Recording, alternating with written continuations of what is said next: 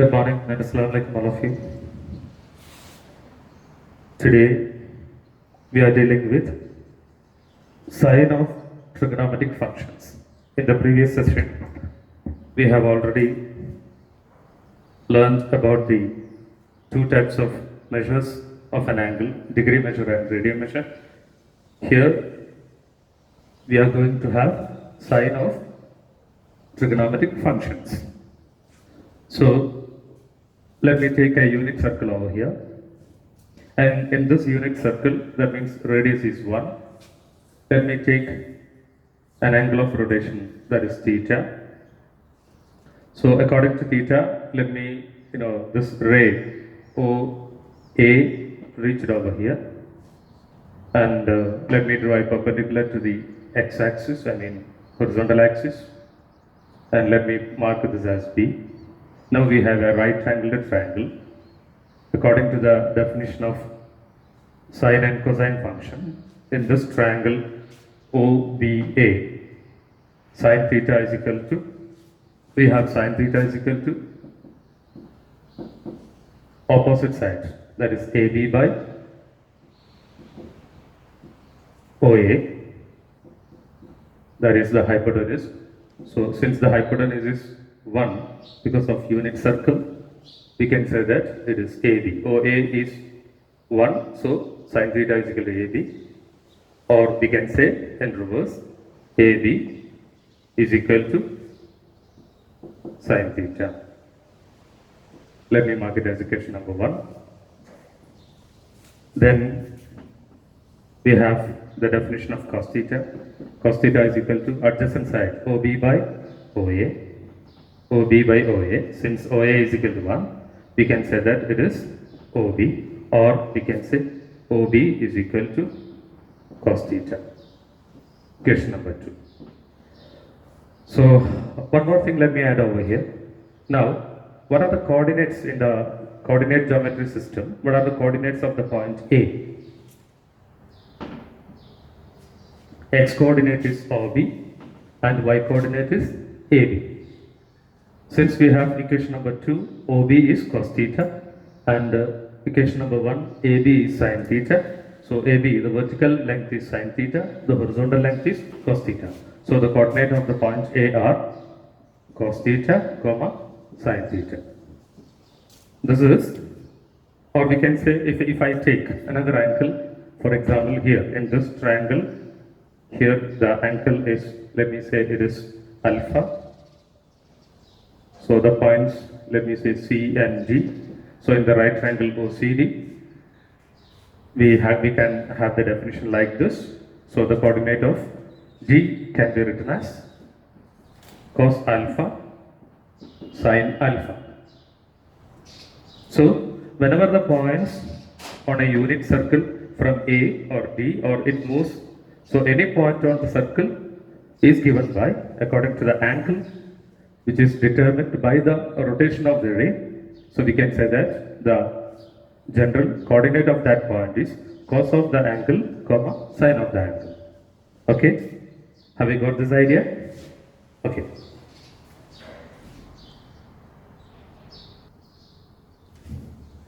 Now, we can have the sine of trigonometric functions. I'm taking the anti-clockwise rotation as x. This is x, and clockwise direction, as we learned in the previous session, is negative x. So let me define over here cos of x.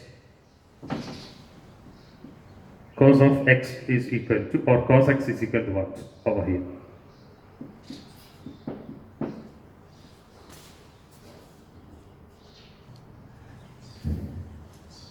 For that, x determines the point over here, and the coordinate of the point P, let me say it is A, B. So with regard to the clockwise direction in negative x, we can say that the coordinate of Q is, as we discussed earlier, it is A, negative B. That means here cos of x is a and the cos of negative x is also a. You got me? Okay.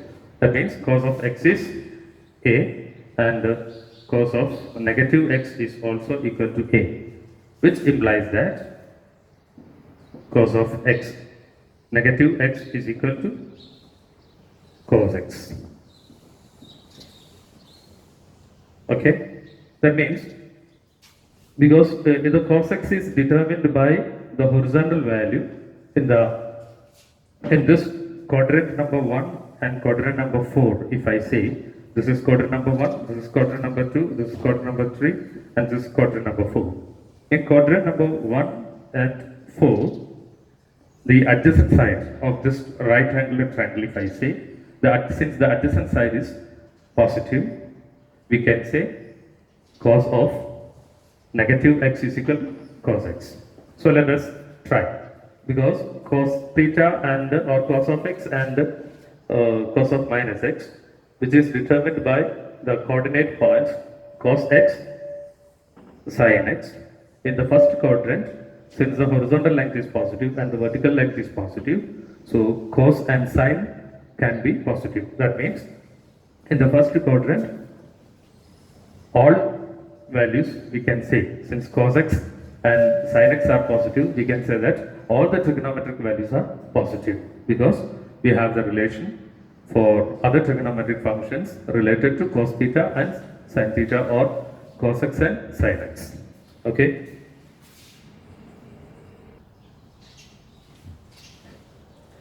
Children, now let us discuss regarding the values of trigonometric functions